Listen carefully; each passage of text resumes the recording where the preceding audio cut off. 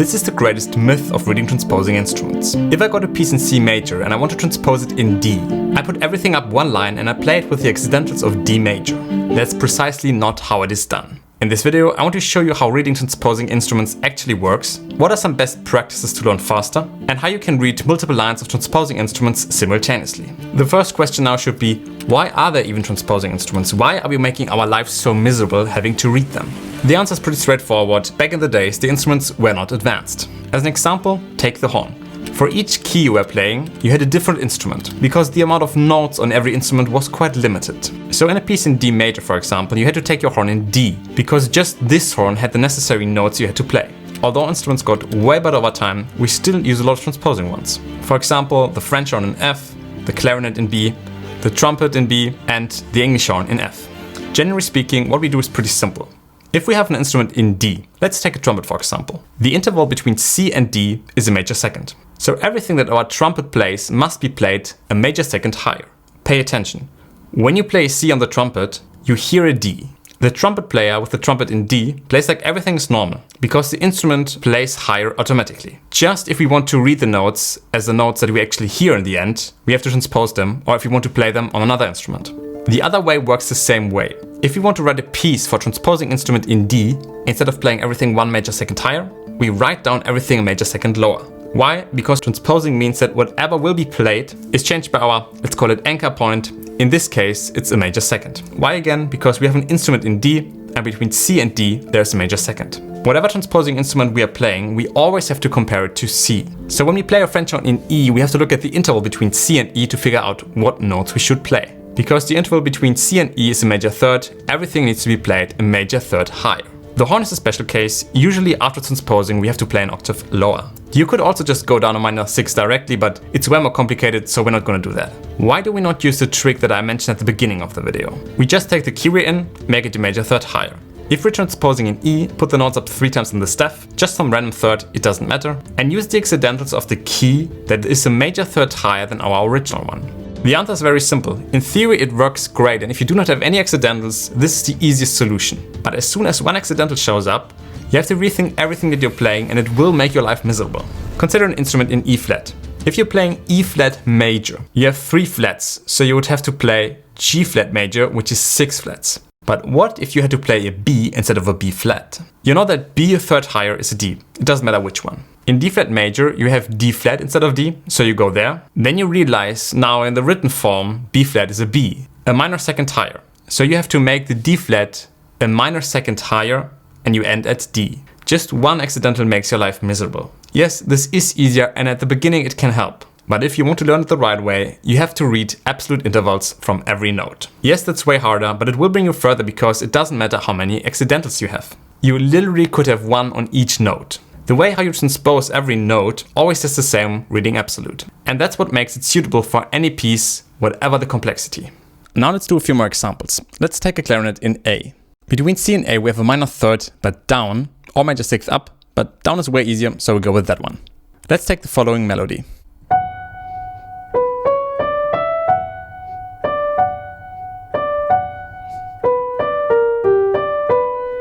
This is from Tchaikovsky's Swan Lake. We start with an F sharp, a minor third lower is D sharp. Something that can help, especially at the beginning, if you, instead of the F sharp, just see the F, and when you then go down a minor third, you have the D. And this is pretty easy now, because from F sharp to F was a minor second down, so now on the D we have to go up a minor second again, so we end on D sharp. With time, you will have played all intervals on all notes, and you just will instantly know the answer. The next note is a B, a minor third lower, so a G sharp. C sharp, a minor third lower, is an A sharp. D, a minor third lower, is a B. And E, a minor third lower, is a C.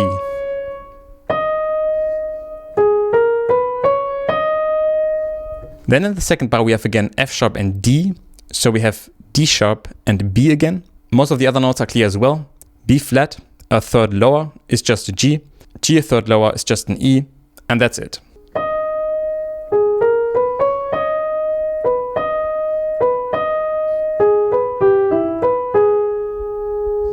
Let's do another example. This time we have a French horn in F, very common. This is a random melody I came up with that doesn't make sense when you play it. But sometimes you have to play something like this in modern music, so just take this as an example.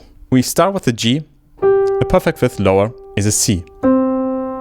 It very much helps if you're familiar with chords. When you instantly know on what chord the fifth would be G, you also know the bass note, which would be the note we are looking for when transposing in F, because transposing in F means we have to go down a fifth. So on what chord is C sharp the fifth? Either F sharp major or minor. It doesn't matter. So F sharp is a fifth lower than C sharp. Then B flat is an E flat.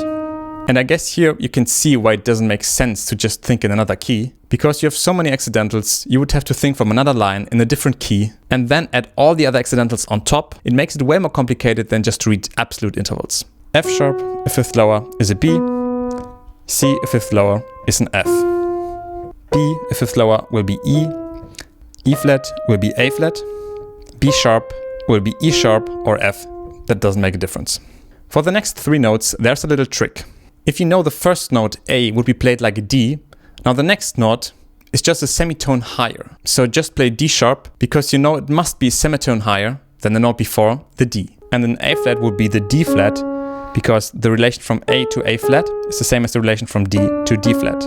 If you have those very close intervals in a melody, you can help yourself by moving relative. That's okay. Still, I would very much not recommend thinking in a different key.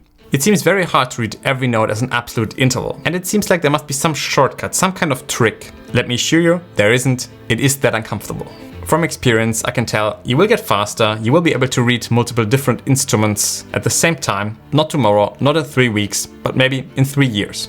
Here are a few things you should pay attention to. Some instruments do not transpose up. For example, the French horn most of the time transposes down compared to the trumpets. If a trumpet in C plays this D, you will hear this D. When a horn in C plays it, you hear this one. The horns and trumpets are located pretty close in the score, so pay attention to this. Another special instrument is the bass clarinet in B flat. If it is written in the treble clef, it usually transposes down a major ninth. Why? Transposing in B flat means if you play C, you will hear a B flat. So technically a major second lower, but we have to add an octave because it's a very low instrument. Here's how I would practice if I had to play multiple different transposing instruments simultaneously on the piano or on many other instruments. Start with one instrument and go through all of them separately. Then combine 2 different ones and mix all of them through with each other. Then do the same with 3 different ones and then try to get them all together. Do not try to play the whole piece through all the time. Take one bar and play it like 15 times. Do not just play the harmonies by heart, because this will happen after you've played the same bar 8 times. Try to read the notes every time you play them. At some point you will be so fast that you can see the transposition literally on the staff. So if I have to play this in E flat, I basically see this. If you play a score, you can focus quite a lot on the strings because they play the most important things. But I'd say it's enough to be able to play the piece. But if we're just talking about transposing instruments, there's no way around reading them very slowly. If you like this video, you will enjoy this one as well about score reading. I will teach you how you can play complex scores on the piano. If you haven't seen it, I need you to click this video right here. Thanks for watching, and we see each other on the next one.